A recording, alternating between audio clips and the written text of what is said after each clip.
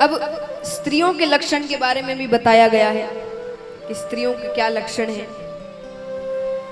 खास करके उनके लिए जिन्होंने गृहस्थ जीवन ले लिया है या शादी कर ली है। तो कहा जाता है कि आप घर को साफ सुथरा रखें। जो पवित्रता में भी बताया गया कि जितना साफ सुथरा होगा घर, उतने घर में लक्ष्मी आती है। गंदगी होगी तो दरिद्रता आएगी। फिर कहा गया कि आप हर वक्त मुस्कुराते हुए रहें। बहुत मुश्किल है, और जिनके घर में छोटे बच्चे तो और ज्यादा मुश्किल है। पर आपकी मुस्कुराहट के पीछे भी कहा गया है कि आप, क्योंकि देखिए बहुओं को, पत्नियों को क्या कहा जाता है, घर की कौन है? लक्ष्मी। तो ये ज्यादा, जितनी ज्यादा खुश होंगी लक्ष्मी उतनी आती है। ये जितने चिंता में, गुस्से में रहेंगी उतनी दरिद्रता आएगी। तो देखिए अभी आपके ऊपर भी है, आपको घर में लक्ष्मी चाहिए तो इनको खुश रखो। क्योंकि देखिए हम सोचते हैं कि हम बाहर जाकर काम करें तो हम एक काम करने वाले हैं। आपको तो फिर भी संडे के दिन छुट्टी मिल जाती है, पर जो घर में पत्नियां रहती हैं उनको संडे के दिन ओवर टाइम करना पड़ता है। लोग ज्यादा बढ़ जाते हैं घर में। तो कभी ये ना सोचे कि हम अकेले काम करने वाले, हम काम करके आए हैं तो हम घर आए तो हमारा मूड अच्छा रखो, अच्छे से बात करो। तो आपको क्या पता उनको घर में कितनी चिंताएं हैं, कभी हो सकता है उनका भी मूड खराब हो। तो दोनों को समझने की जरूरत है। लेकिन ये बात मैं नहीं कह रही हूँ, आप सोचे कि महिला है तो महिलाओं का साथ ले रहे हैं। सच्ची बात कही गई है, धर्म के लक्षण है।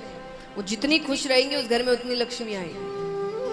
मुस्कुराते हुए रहे जितना हो सके। तो महाराज और कहा गया पतिव्रता धर्म का पालन करे। पतिव्रता एक धर्म है, उसके कुछ नियम हैं, उन नियमों का पालन करे। अब देखिए आजकल अलग अलग व्रत आ गए हैं, दो दो व्रत आने लगे हैं। तो एक पतिव्रता हुआ और आजकल पत्नी व्रता ज्यादा चल रहा है।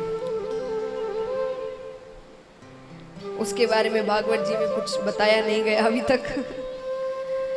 तो पतिव्रता धर्म का पालन करे। फिर कहा गया, ये चीज आजकल ज्यादा मानी नहीं जाती, पर कहा जाता है कि अपने पति का नाम मुख से नहीं लेना चाहिए, जो असल नाम है। कहते हैं उससे उसकी आयु घटती है। ये ऐसी कोई बात नहीं है कि उनको बड़े रूप दिया गया इसलिए नाम कहा गया, उनकी आयु घटती है उससे। पति का नाम मुख से नहीं लेना चाहिए, जो असल नाम है। कोई और नाम से आप बुला सकते हैं, पर पति का असल नाम मुख से नहीं लेना चाहिए। गांव में अभी भी लोग मानते हैं। एक प्रसंग सुनाती हूँ मैं। एक बार एक महिला अपने जेठ जी की बेटी के साथ एक कथा में जाती है। जेठ जी की बेटी का नाम चंपा था। तो कथा में जाती है। अब कथा में भजन कीर्तन भी बीच में होते हैं। तो महाराज जी ने भजन गाए, जय रघुनंदन कंस निकंदन देव की नंदन त्वम शरणम। अब सब गा रहे हैं सिवाय उस महिला के। क्यों? क्योंकि उसके पति का नाम था देवकी नंदन।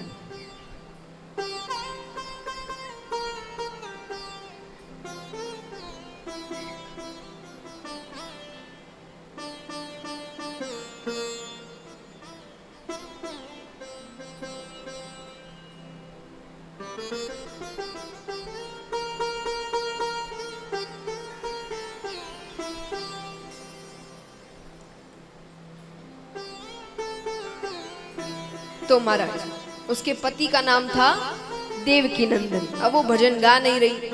अब अचानक देखते देखते महाराज जी की भी नजर उन पर पड़ती है। तो महाराज जी को बड़ा अजीब लग रहा है कि पंडाल में बैठे हर व्यक्ति ने भजन गाया है सिवाय उस महिला का।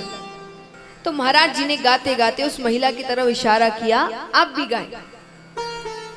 महिला को लगा तो महाराज जी ने भी मुझे देख लिया।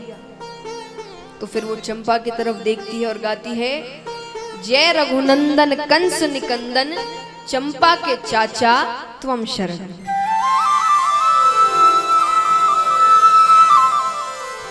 अभी दृश्य ऊपर भगवान देखते, भगवान मुस्कुराने लगते। लक्ष्मी जी ने कहा क्या हुआ? बोले अरे मेरे भक्तों ने मुझे कई नाम दिए हैं, पर आज एक नया नाम मिल गया। बोले कौन सा नाम? बोले चंपा के चाचा।